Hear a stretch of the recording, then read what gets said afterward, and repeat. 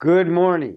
Jeffrey Friedman, Senior Commodity Broker, RJO Futures, with today's comments on stock index futures. I always give you the word of the day. The word of the day is debt ceiling.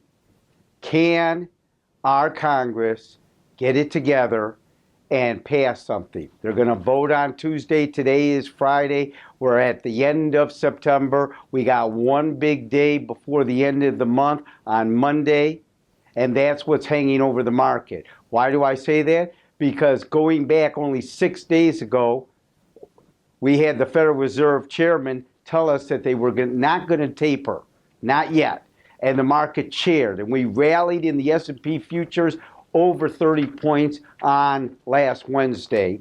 And since then, all we've been doing is backpedaling, and now we're lower than before that announcement because of the debt ceiling. So as much as the taper or the non-tapering was bullish, the debt ceiling and not coming to any kind of decision-making process on the debt ceiling. Will we shut down the government?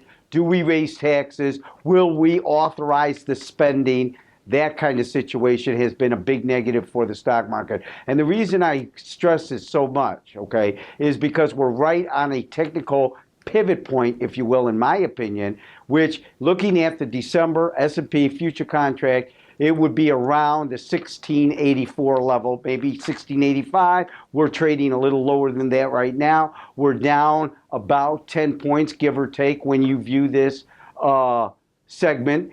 But yesterday we were up 10 points. So you can see how it's weighing and beating on the emotions of will we have a shutdown or not? That would be very negative for corporate America. It would be very negative for America in general. It would be very negative for our debt rating for interest and how much it would cost to finance our debt ceiling. Now, have said all that, what did we have on the docket today that's already out? We had pluses. We had personal income, personal spending, and Michigan sentiment all beating the street. All good numbers where we should be positive, and we're still 10 points lower in the S&P future contract. Obviously, the Dow and the NASDAQ are negative as well. I always talk about the S&P because it's the broad index, largest participation, and it will give you the flavor of all three. If you'd like to talk about spreads, interrelating between the NASDAQ and the S&P or the Dow and the S&P or any combination thereof,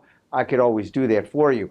But just as a quick comment on where the stock index futures are going, I usually try to stress the S&P because that's the broader index and it's the smoother movement for up and down. For day traders, maybe the NASDAQ is your cup of tea or the Dow. But looking at the technicals, like I said, we are on a pivot right here, right now. If we can't hold it and we close today under 1683, 1682, then my next thought would be 1658, 1657 as support level. If we can't hold that, then in my opinion, we're going to go to 1639. If we can hold here, right now, and somehow close above the 1685 in the December S&P future contract, then we probably have a 20-point pop. It doesn't look like that pop would be generated unless we get a signal from Congress, and they're not going to be voting on that until early next week. That should be set the tone for all of next week, regardless of the economic reports coming out, because it's so major that it will have an impact for months to come. Remember always, trading futures or option to futures involves risk of loss, is not suitable for everyone. I encourage you to call me anytime you want for any markets. Good luck and good trading.